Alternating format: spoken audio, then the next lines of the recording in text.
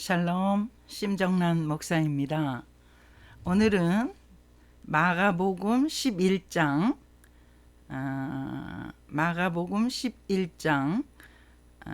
예수님이 예루살렘 성전에 이제 올라가심으로 해서 십자가에 가까운 그러한 배경이 나와 있는 그런 내용이라고 할 수가 있는데요.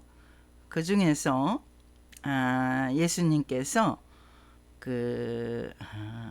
제가 한번 마가복음 11장 11절부터 본문으로 삼아서 한번 봉독해 드리겠습니다. 마가복음 11장입니다. 11절 예수께서 예루살렘에 이르러 성전에 들어가사 모든 것을 둘러보시고 때가 이미 저물매 12 제자를 데리시고 베다니에 나가시니라. 12절입니다. 이튿날 그들이 베다니에서 나왔을 때에 예수께서 시장하신지라. 13절입니다. 멀리서 잎사귀 있는 한 무화과 나무를 보시고 혹 그 나무에 무엇이 있을까 하여 가셨더니 가서 보신즉 잎사귀 외에 아무것도 없더라. 이는 무화과의 때가 아님이라. 14절입니다. 예수께서 나무에게 말씀하여 이르시되 이제부터 영원토록 사람이 내게서 열매를 따먹지 못하리라 하시니 제자들이 이를 듣더라. 제가 그 다음에 조금 넘어가서 19절부터 또 봉독해 드리겠습니다. 그리고 날이 저물매 그들이 성 밖으로 나가더라. 20절 그들이 아침에 지나갈 때에 무화과 나무가 뿌리째 마른 것을 보고 베드로가 생각이 나서 여짜오되 랍비여 보소서 저주하신 무화과 나무가 말랐나이다. 예수께서 그들에게 대답하여 이르시되 하나님을 믿으라. 내가 진실로 너희에게 이르노니 누구든지 이 산더러 들리어 바다에 던져지라 하며 그 말하는 것이 이루어질 줄 믿고 마음에 의심하지 아니하면 그대로 되리라. 거기까지를 본문으로 삼아서 오늘은 범신론의 사상의 오류라는 제목으로 조금 내용이 이상합니다만 이런 그 주제를 가지고 말씀을 증거하는 시간을 갖도록 하겠습니다. 범신론의 사상의 오류라는 제목입니다.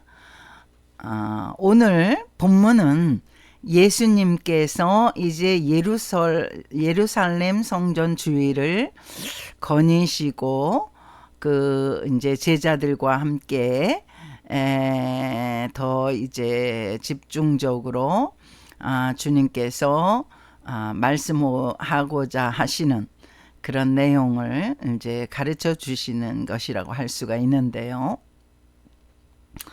아침에 이제 그 베다니에서 나오셔서 시장하셔서 무화과 나무에 가까이 가신 것이죠.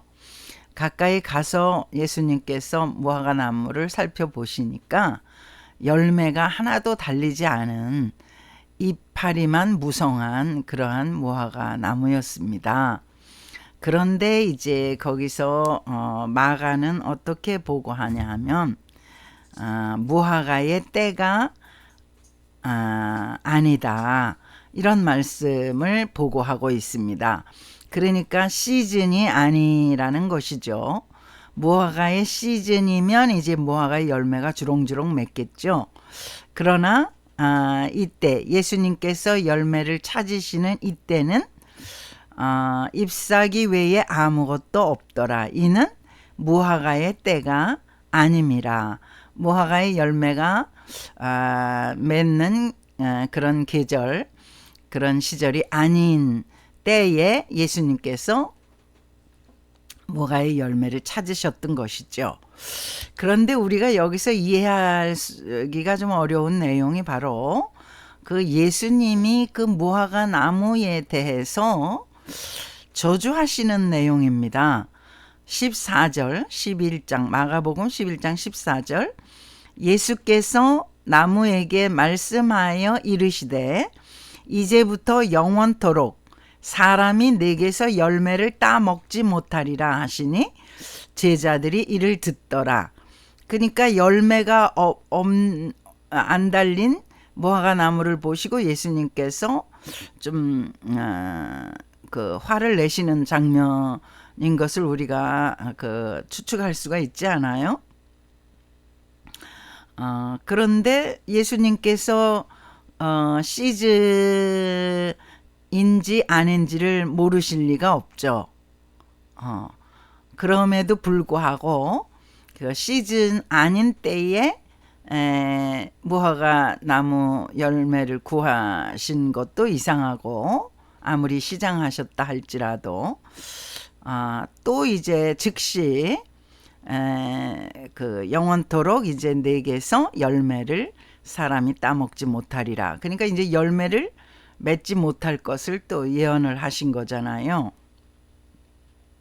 그리고 이제 예수님께서는 예루살렘 성전에 들어가셔서 이제 여러 가지 성전 안에서 벌어지고 있는 그런 잘못된 부분들을 다 이렇게 그 행사하시고, 성전 안에서 매매하는 자들, 돈 바꾸는 자들, 이렇게 무슨 그 상거래하는 그런 일들, 내 집은 만민의 집이라, 만민의 기도하는 집이라. 그러니까 예루살렘 성전 교회는 만민이 와서 기도를 해야 하는 곳, 예배를 드려야 하는 곳인데도 불구하고 이들이 그 무슨 그 제사 지낼 때 쓰는 그런 제물들을 구입하거나 또는 성전에서 거래되는 그 화폐를 바꾸기 위해서 이렇게 완전히 그 성전이 아주 그러한 그 상거래로 아주 정말 복잡하게 된 것입니다.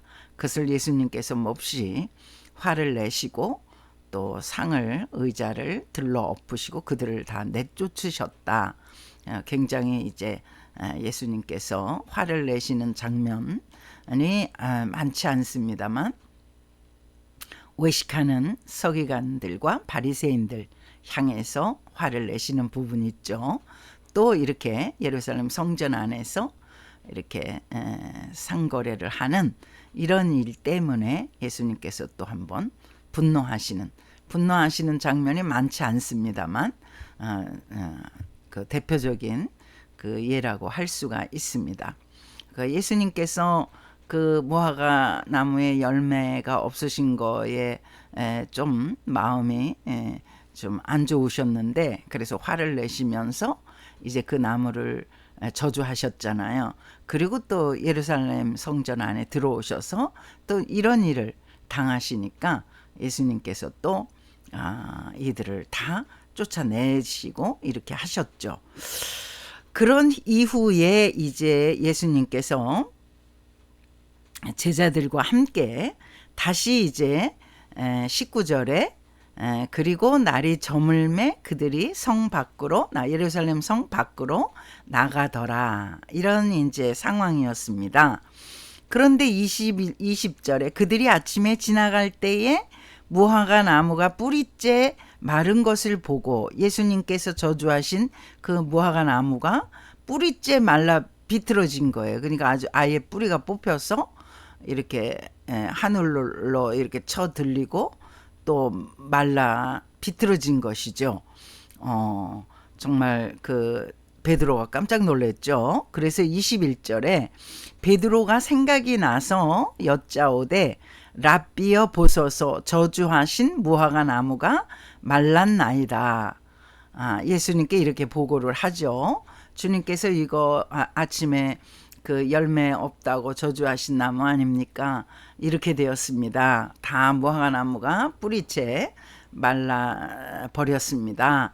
이렇게 하니까 예수님께서 그 무화과 나무에 대해서는 이런 반구 안 하시고 22절에 예수께서 그들에게 대답하여 이르시되 하나님을 믿으라.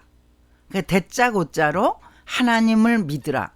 무화과 나무가 예수님 저주하신 무화과 나무가 말라 비틀어진 시즌도 아닌 때에 예수님께서 열매를 구하신 그런 좀 이상스러운 일이 있었는데 또 예수님이 저주하신 그 무화과 나무가 또 저녁 때 보니까 뿌리채 말라 비틀어진 거예요. 그러니까 예수님이 저주하신 그 말씀 그대로 나무가 반응을 한 것으로 그렇게 이제 우리는 볼 수가 있잖아요. 근데 예수님은 거기에 대해서는 이런 방구하지 않으시고 대자고자로 베드로와 제자들에게 하나님을 믿으라 이렇게 대답을 하신 것입니다. 예수님은 요한복음 14장 1절에서도 너희는 마음에 근심하지 말라. 하나님을 믿으니 또 나를 믿으라. 하나님을 믿는 사람은 또 나는 예수 그리스도 자신이시죠. 예수님을 믿으라. 예수님, 하나님 아버지와 그 아들 예수 그리스도 그러시면서 하나이신 하나님을 믿으라. 이렇게 이제 대답을 하신 것입니다.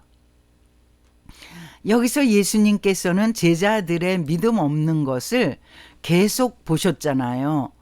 제자들이 이제 그 벙어리 대에서 그 말 못하는 그 귀신 들린 그 아들을 가진 그 아버지가 제자들에게 요청을 하니까 그 귀신을 내어쫓지를 못했잖아요. 그래서 주님께서 결국은 이제 제자들을 꾸짖으시고 아이를 귀신을 물리치시고 성하게 고쳐주셨습니다. 그리고 이제 기도 외에는 이런 이제 일이 있을 수가 없다. 이렇게 이제 제자들에게 가르쳐 주셨죠. 그 전에는 또 예루살렘 성을 향해서 올라오는 중에 서로 제자들끼리 누가 더 이제 상석에 올라갈 것인가. 예루살렘 성 안에 예수님이 들어가시면 이제 높은 왕이 되시던지 하실 터인데 그럴 때 누가 이제 상석에 앉아서 예수님을 보필할 것인가에 대해서 그 길 가다가 다툼이 일어났거든요. 이렇게 참 그 예수님께서는 계속 그 예루살렘 성을 향해서 가까이 가시는 그 중에 정말 그 십자가를 어떻게 질 것인가 그런 이제 마음으로 가득 차 있고 정말 그 막중한 그 과업을 이룩하시려고 정말 그 비장한 그 마음으로 올라오시는데 제자들은 정말 어린아이와 같이 그런 누가 상석에 앉을 것이냐 뭐 아직까지도 예수님한테 여러 가지 그 기도에 대한 교훈을 또 그 가르침을 또 받아야 되는 이제 예수님이 십자가와 가까워지고 있는 이 판국에도 참 제자들은 완전히 그 동상이몽에 그런 꿈을 꾸고 있는 모습을 예수님이 그 아셨을 때 참 얼마나 참 기가 막히셨을까 하고 생각을 해 봅니다. 그런데 이제 오늘 이 사건에서 그 느닷없이 무화과 나무가 시즌도 아닌 때에 열매 없다고 예수님께서 이렇게 책망하시고 또 예수님의 그 책망하신 그대로 그 무화과 나무에 이런 일이 벌어지니까 정말 그 베드로와 제자들이 참 깜짝 놀랐겠지요. 그래서 예수님은 여기서 제자들에게 무엇을 가르치시고자 말씀하시나 우리가 그것을 좀 유념해서 생각해 볼 필요가 있다고 생각이 듭니다. 하나님을 믿으라. 여기서 다른 말씀 다 제껴 놓으시고 예수님께서 하나님을 믿으라 말씀하시죠. 그러시면서 그 다음 기절이 너희가 정말 믿음이 있으면 너희에게 이르노니 누구든지 이 산더러 들리어 바다에 던져지라 하며 그 말하는 것이 이루어질 줄 믿고 마음에 의심하지 아니하면 그대로 되리라. 이런 어마어마한 말씀을 제자들에게 하시는 것입니다. 24절을 제가 안 읽어드렸는데 한번 24절도 읽어드릴게요. 그러므로 내가 너희에게 말하노니 무엇이든지 기도하고 구하는 것은 받은 줄로 믿으라. 그리하면 너희에게 그대로 되리라. 그러니까 기도한 대로 그 마음의 소원을 가지고 기도한 대로 이루어지니까 믿음을 가지고 기도해라. 이게 이제 요약이잖아요. 예수님께서는 제자들에게 이 부분을 가르쳐 주시고자 하신 것입니다. 혹자는 예수님이 참 사랑이 풍성하시고 자비로우신 분이 무화과 나무, 그 무화과 나무도 생명체인 식물인데 더군다나 시즌도 아닌 때에 열매를 구하시는 예수님도 어처구니가 없지만 또 그렇다고 해서 저주까지 하실 필요가 있느냐. 그렇게 해서 식물을 갖다가 죽인다는 것은 그건 예수님이 너무 무자비하신 분 아니냐. 이렇게 이제 말씀하시는 그런 분들도 있습니다. 그 부분을 제가 이제 설명을 좀 드리고자 합니다. 제가 제목으로 범신론 사상의 오류라고 오늘 제목을 붙여보았는데요. 기독교 아닌 다른 그 종교는 뭐 불교도 그렇고 힌두교도 그렇고 그 여러 그 종교들을 들여다보면 그 속에는 범신론 사상이 들어 있습니다. 범신론 사상은 여러분들이 잘 아시다시피 그 만물에 다 신이 들어 있다고 믿는 그런 사상입니다. 그러니까 뭐 동물이나 그 여러 그 뭐 힌두교에는 그래서 소고기를 먹지 않잖아요. 그리고 소를 굉장히 우상시하고 그 외에 뭐 이집트 같은 경우에도 뭐 그 10가지 재앙 그 10가지 재앙에 나오는 그 모든 게 다 어떤 그들의 우상입니다. 또 불교도 마찬가지죠. 살상을 금지하면서 이렇게 그 채식을 하죠. 채식을 하고 하여튼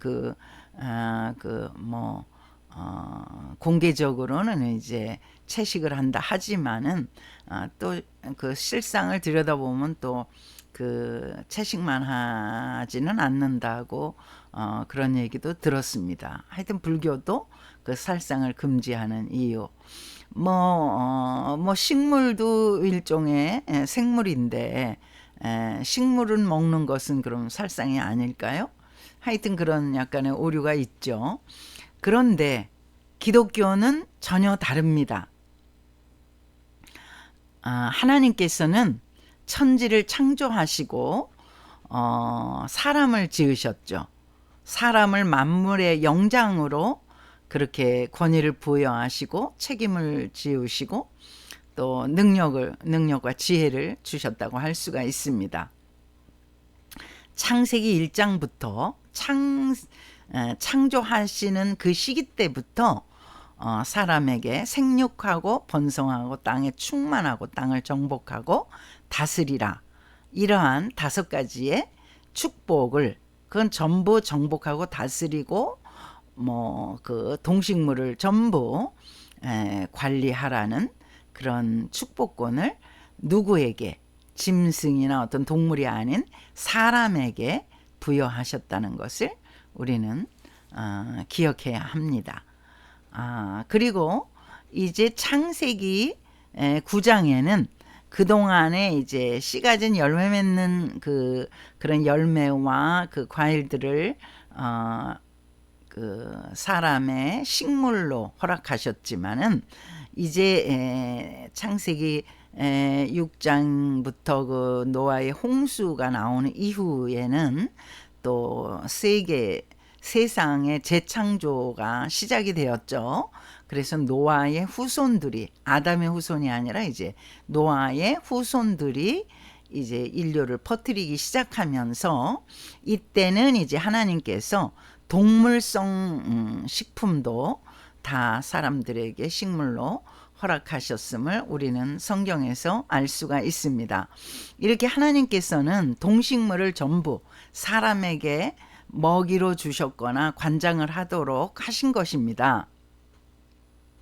그래서 사람이 다 관리를 하도록 그렇게 하시고, 레위기에 보면은 하나님께서는 그 동물들을 소나 양이나 염소나 심지어 산비둘기, 뭐 집비둘기, 여러 가지 작은 동물에 이르기까지 그 모든 동물들을 번제로, 화목제로, 석권제로, 속죄제로 쓰도록 제사에, 그러니까 제물이 되도록 하셨다는 것입니다. 그게 이제 불교나 이렇게 힌두교나 이렇게 범신론 사상에 가득 차 있는 종교들과 기독교의 이제 차이라고 할 수가 있죠. 하나님께서는 사람이 가장 귀하기 때문에 하나님의 형상을 닮은 사람을 지으셨잖아요. 우리의 형상을 따라 우리가 사람을 만들고, 그래서 하나님이 남자와 여자를 만드시고, 그리고 생육하고 번성하고 땅에 충만하고 땅을 정복하고 다스리라. 그리고 하나님이 그 코에, 아담의 코에 하고 생기를 불어넣으셔서 생명이 된 거예요. 그 육체만 가진 사람이 아니라 스피리트, 영혼까지 가진 그러한 사람으로 하나님이 만드셨죠. 그러니까 하나님은 가장 사람을 소중하게 여기시는 것입니다. 자기의 형상대로 지으셨기 때문에. 동물들은 자기 형상이라고 안 그러셨어요. 그건 그냥 손으로 그냥 흙으로 빚으셨지만, 물론 사람도 흙으로 빚으셨지만은 거기에 생명을, 하나님의 영, 루하흐, 하나님의 영을 불어 넣으심으로써 이제 그 동물의 그 진흙 반죽으로 된 거와는 육체만 가지고 있는 거와는 다른 그 영혼까지 구비한 그러한 이제 사람을 가장 소중하게 하나님은 여기셨기 때문에, 사람을 건지기 위해서, 사람을 구원하기 위해서는 동식물 모두를 다 들어서 사용하십니다. 오늘 무화과 나무도 제자들을 가르치시는데, 제자들이 얼마나 나중에 정말 위대한 일들을 합니까? 복음을 전하기 위해서 얼마나 정말 큰 일들을 감당하지 않습니까? 그 제자들을 가르치는데 무화과 나무 하나 사용하시는 거는 그건 뭐 아무것도 아니죠. 아까도 제가 말씀드렸지만 혹자는 아니 무화과 나무가 무슨 잘못을 했기에 시즌도 아닌 때에 이렇게 저주를 하시는 예수님, 그거 너무 이해할 수 없다. 그걸 제가 지금 설명드리는 거예요.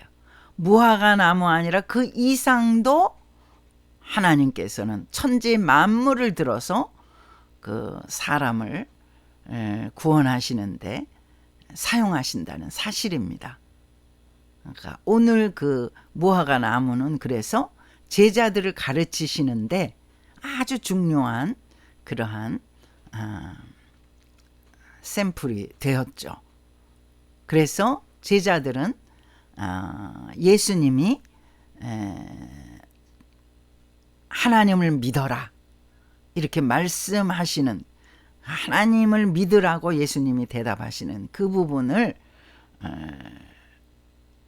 나중에 예수님이 십자가 달려 돌아가시고 또 부활 승천하신 이후에 이 정말 역사적인 이 사실을 기억했을 것입니다. 예수님이 무엇을 뜻하셨는지를 기억했을 것입니다. 그리고 복음을 전하는데 그들이 더욱더 집중했을 것으로 저는 생각이 듭니다. 하나님께서는 제자들을 가르치시고 또 우리들을 가르치시고 또 우리에게 믿음을 주시기 위해서 천지 만물을 다 동원하셔서 가르치시고 보여주시고 활용하신다는 사실을 믿으시기를 바랍니다. 하나님을 믿으니 또 나를 믿으라. 예수님이 하나님만이 아니라 하나님이 보내신 말씀이 육신이 되어 오신 예수님을 믿어라. 예수님을 믿는다는 것은 예수님이 말씀하시는 바를 믿는 것이죠. 너희들이 믿음이 있어야 이 산을 들어서 옮기우라, 바다로 옮겨라, 이렇게 이 어마어마한 정말 우리는 감히 그렇게 외치지도 못하잖아요. 근데 예수님께서는 믿음으로 그런 기적을 일으킬 수가 있다고, 그렇게 기도하라고 우리에게 명령하시는 내용입니다. 범신론주의자들이 정말 동물을 사랑하고 식물을 아끼는 것을 참 좋은 마음이죠. 세상의 만물을 귀하게 여기는 건 너무나 귀한 것입니다. 아끼고 보존하는 것은 너무나 귀한 것입니다. 그러나 한 생명을 구원하는데, 인간, 하나님의 형상을 닮은 사람을 구원하는데, 지옥에서 끌어올려 하나님 나라로 이끄는 데는 천지 만물 아무리 귀한 것도 귀하지 않습니다. 왜?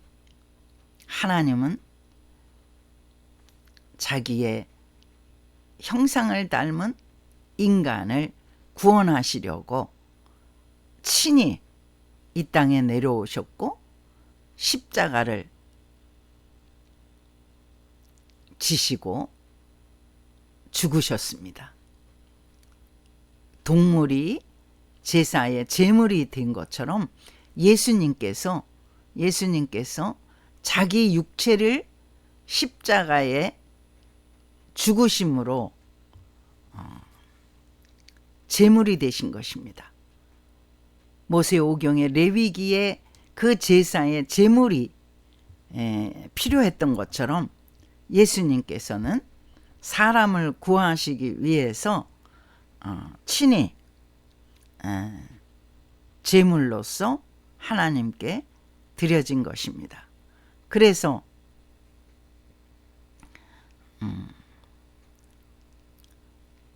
우리가 사람이 너무나 중요한 것입니다.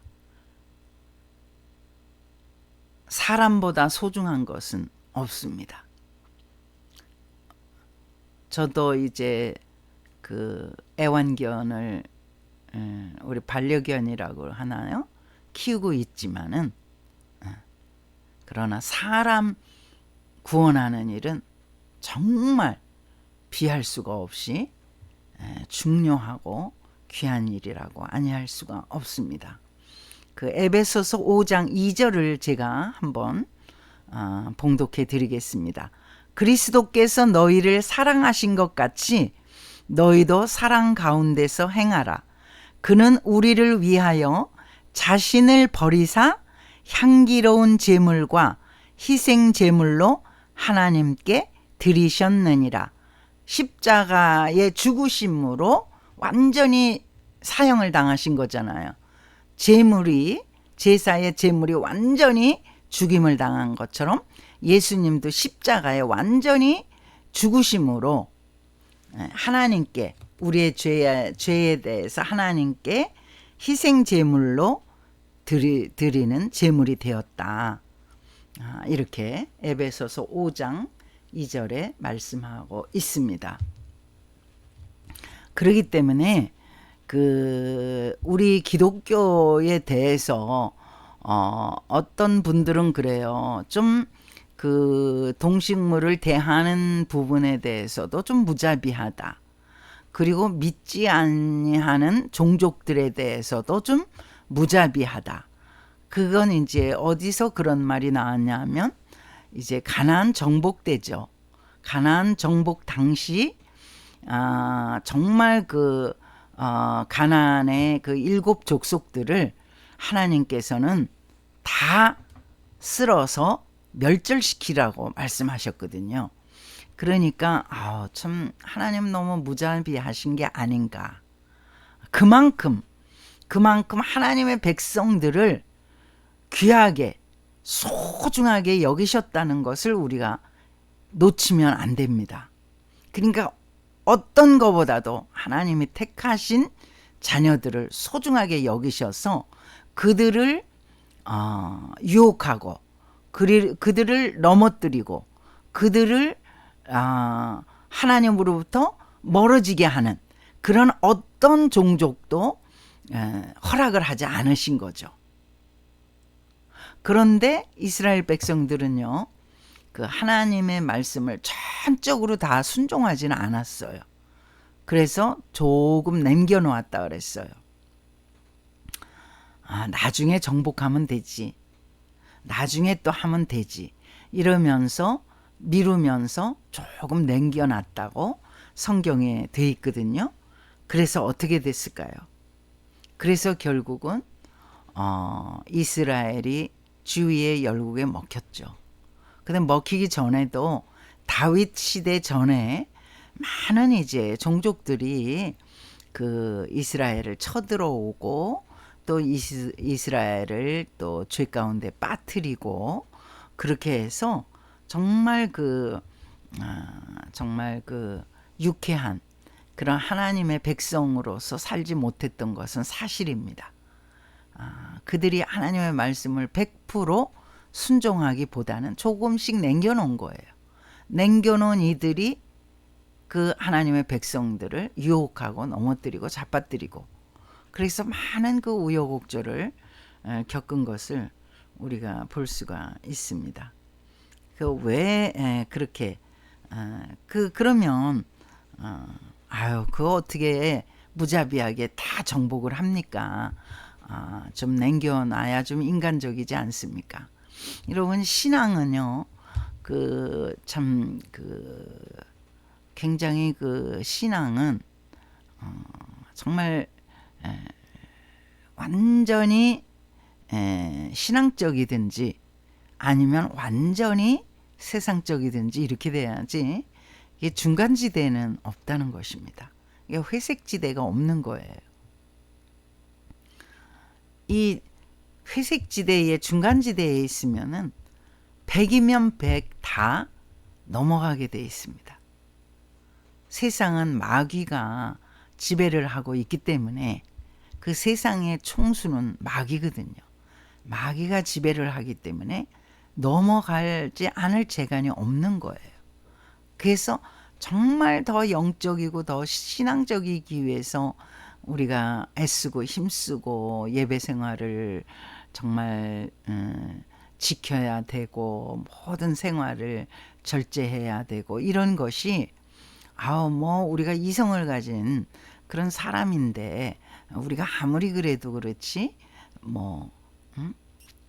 그렇게 눈 뜨고 당하겠습니까? 눈 뜨고 당합니다. 마귀는 소리 소문 없이 하나님의 택하신 자라도 어떻게든지 넘어뜨리려고 삼킬 자를 찾아 두루 찾아 헤맨다 그랬거든요. 참 그러기 때문에 우리 자신도 우리를 믿을 수가 없습니다.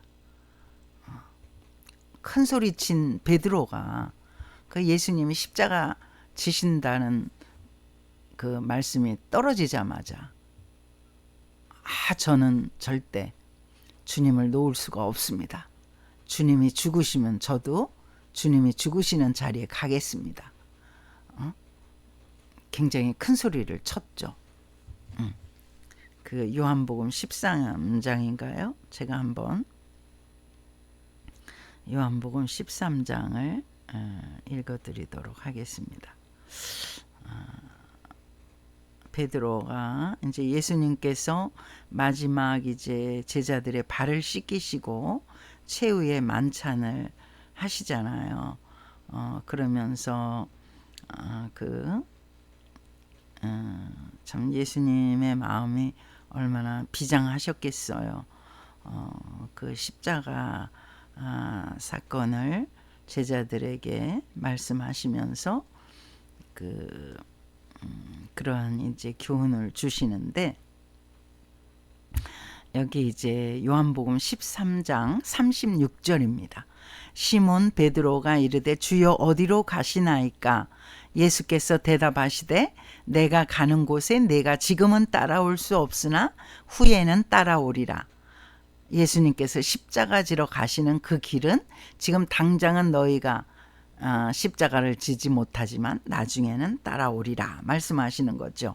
37절 베드로가 이르되 주여 내가 지금은 어찌하여 따라갈 수 없나이까? 주를 위하여 내 목숨을 버리겠나이다. 38절입니다. 예수께서 대답하시되 내가 나를 위하여 내 목숨을 버리겠느냐? 내가 진실로 진실로 내게 이르노니 닭 울기 전에 네가 3번 나를 부인하리라. 그 예수님이 베드로의 3번 부인까지도 3번이나 부인한 거는 것까지도 그 예언을 주시죠.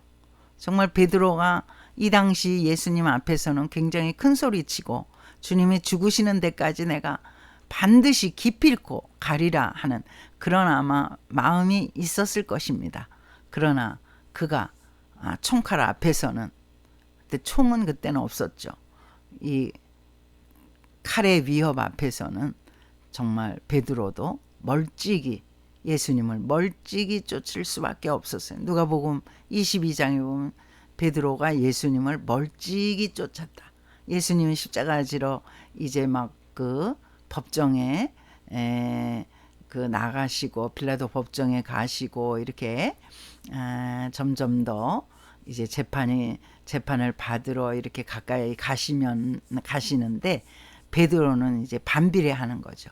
더 멀찍이, 예수님보다 조금 더 멀찍이, 어느 때라도 이제 도망갈 수 있는 그러한 이제 길을 이렇게 터놓고 있는 거죠. 이게 이제 베드로뿐만 아니라 우리들 모습이라고도 할 수가 있습니다. 그렇기 때문에 우리는 내가 믿음이 좋다. 내가 뭐 정말 죽기까지 나는 주님을 사랑합니다. 고백하지만은 항상 우리는 참 부족하고 항상 정말 주의해야 합니다. 어느 때 우리가 베드로처럼 이렇게 멀찍이 주님을 쫓는 그런 자가 될지 알 수 없기 때문에 우리 자신을 믿으면 안 됩니다. 우리는 하나님을 믿고 예수님을 믿으며 따라야지 내 자신을 믿고 누구를 믿고 뭐 믿음 좋은 권사님을 믿고 그건 안 되는 것입니다. 그분도 나름대로 또 어려움이 있고 넘어질 일들이 있기 때문에 심지어 목회자라 하더라도 그들도 넘어지고 자빠지고 또 그럴 위험성이 항상 도사리고 있기 때문에 사람을 믿으면 안 됩니다. 우리는 하나님 아버지를 믿고 나를 위해 십자가에 달리신 예수님을 믿고 따르는 것. 믿고 따르는 것은 뭘 하는 것이냐? 교회만 다니는 것이 아니라 예수님이 말씀하신 것, 하나님의 말씀을 주야로 읽는 것입니다.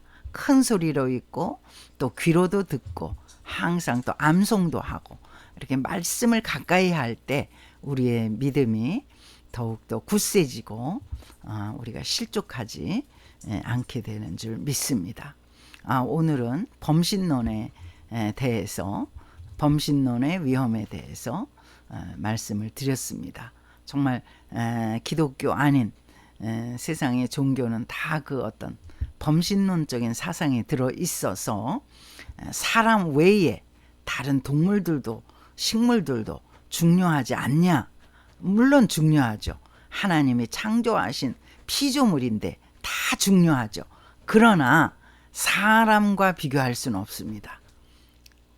왜냐? 하나님의 형상을 닮은 사람을 하나님 가장 귀하게 보시고 예수님을 십자가로 지시도록 내려보내 주셨기 때문입니다.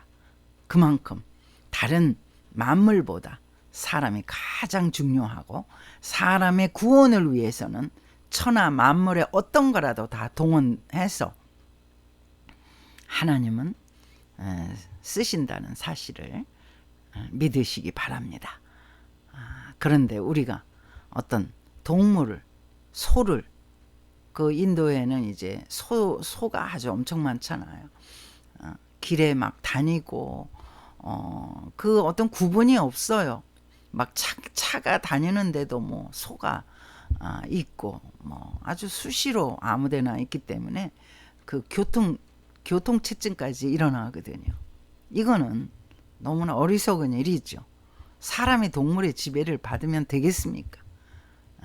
우리는 동물을 다스리고 정복하고 충만하게 우리가 우리의 구원을 위해서, 사람의 구원을 위해서 하나님의 형상을 닮은 사람을 귀히 여기고 사람을 구원하는 일에 모든 것을 활용해야 될 줄을 믿습니다.